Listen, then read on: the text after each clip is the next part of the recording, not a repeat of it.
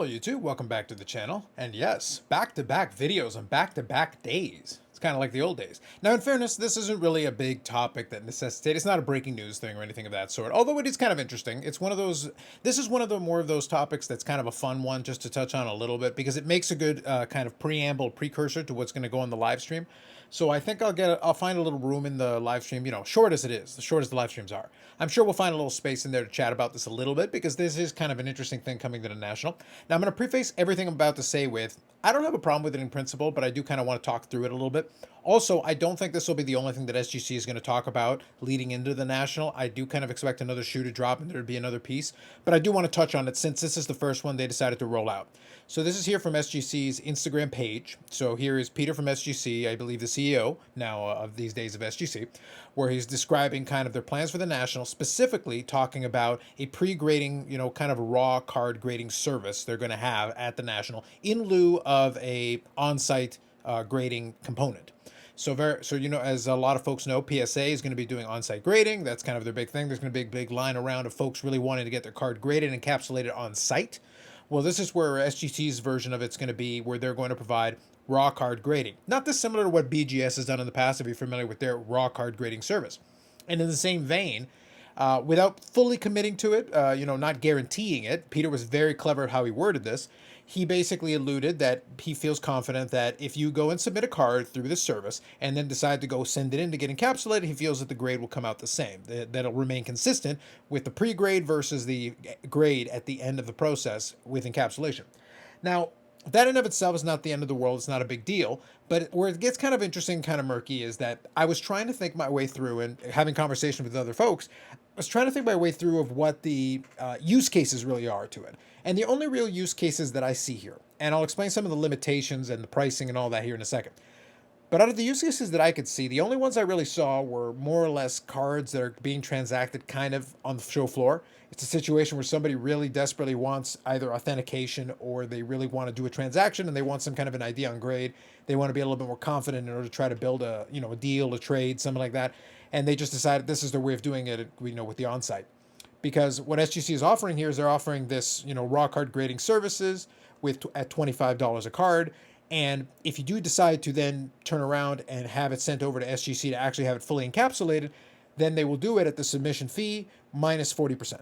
So basically you'll pay 60% of what the normal grading fee is, and then you will be able to send it in, and theoretically you would get it back the same grade based on the pre-grade. Now, traditionally, this isn't really kind of a big deal. Like I said, Beckett has done this in the past. This has been done before. DCI, who's had a spotty track record as far as doing this kind of grading, because basically all it is really is it's a semi-rigid with a sticker on it.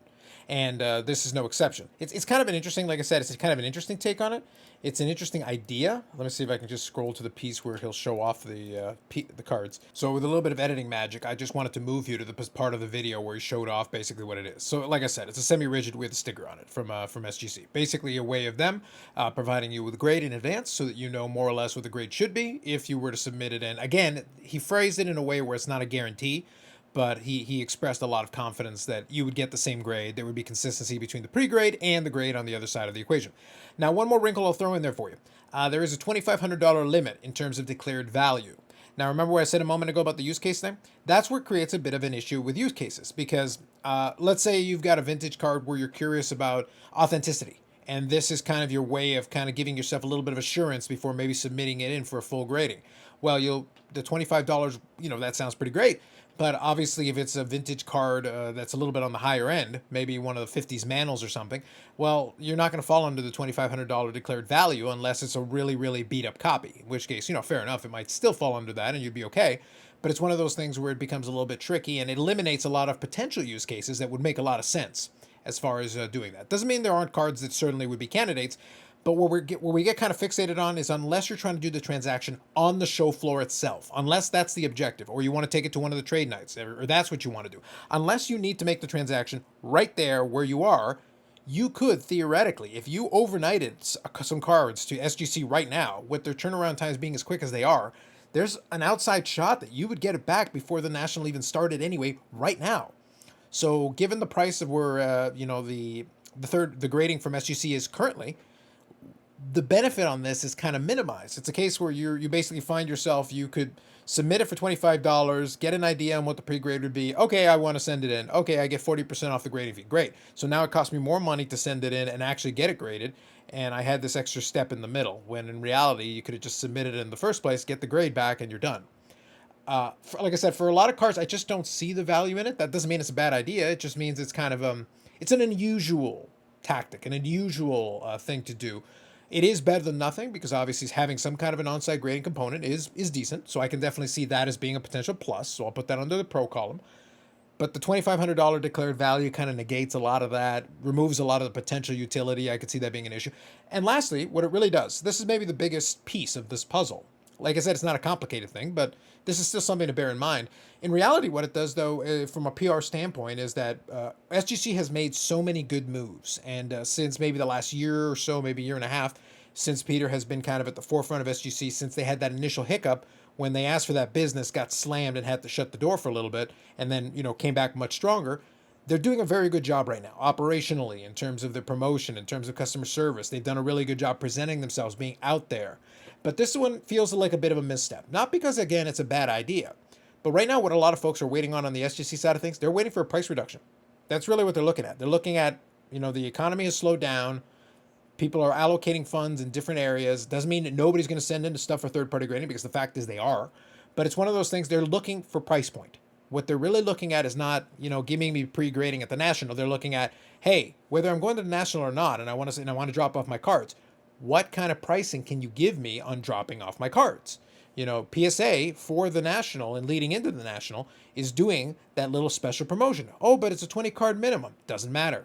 It's still something. You're still talking about a sub $20 fee. You can get together with some folks and put together a 20 card order. Like, it's not so onerous that it's impossible to do. But SGC at the moment right now still, is offering what is a very competitive price, but it's not a price that is going to kind of prompt that additional activity that you might want. It isn't to say, again, that nobody would use this, because maybe some folks are going to do some stuff in trade night. In a pinch, this is easier than trying to stand in line at PSA and hoping with a more expensive grading that PSA is going to have on site. The PSA grading on site is going to be very expensive. Because even that $18 thing, that's if you give it to them to submit and take back with them. You're not going to get that. That's not on site. That's you give them the cards, they will grade them and get them back to you later. But if you need it right there and then while you're in Atlantic City, then this obviously is an option. I just don't know, outside of very specific use cases, where the utility on this one is. So I'm not going to go as far as to call it a misstep, because I don't think it is necessarily. It's an idea, and they're throwing it out there. I just think it's kind of an odd decision, because if a lot of us that are kind of trying to think it through are correct, if there is a price reduction coming sooner rather than later, you'd almost have wanted to lead with that and have this as an additional, not the other way around. Because even if down the road, even if the next day or two, they say, okay, we're going to do a price reduction, we're going to offer this other tier, maybe with a lower declared value, whatever, something. Even if you were to do that now, it would feel almost reactionary, even if you had planned it out in advance. It's not reality, but it's optics. It's the fact that you did this. Some people are going to be interested, but honestly, I'd be pretty lukewarm on it. It wouldn't be something I'd even consider, because like I said, at $25 to do this, it's, even if you submit one single card, I think it's like $30 just for straight grading. So it's, and obviously through a bulk submitter, a lot of them can be very competitive. They're already offering you $25 or thereabouts. So you could get the card fully encapsulated for about the same price if you're willing to wait a couple of days, literally a couple of days. So it's one of those things where I understand where they're getting at for this, but the fact that you could potentially submit the card and still theoretically, if everything fell your way, still get it back before the national, to be able to just deal it right there and get it fully encapsulated, versus going into the show and then trying to just do it there and then dealing a semi-rigid card with a sticker on it. I just don't know if I would place much of a premium on that, especially since it is not a 100% guarantee that the grade will actually carry over if you were to try to encapsulate it. So a lot of different little things that come into play. It is interesting. Like I said, it gives us something to kind of discuss a little bit leading into it. I expect there'll be more announcements and things coming into it. We did talk about the vaulting wars yesterday. That was a piece that I think is going to be interesting to talk about. So just some thoughts that I have regarding this leading in. Well, we're headed in. We're under a week before the national starts, so this is going to be kind of interesting. Anyway, so those are kind of my thoughts. I'd be interested to see what you think about this one. More videos coming up on the channel. Live streams Friday, 8 p.m. Eastern Time. We're going to be doing that tomorrow. Maybe we'll touch on this a little bit and the whole vaulting thing and anything else that comes up. And we'll see what happens there as we head into the national here. That's it for me this time around. Thanks very much. We'll catch you in the next one.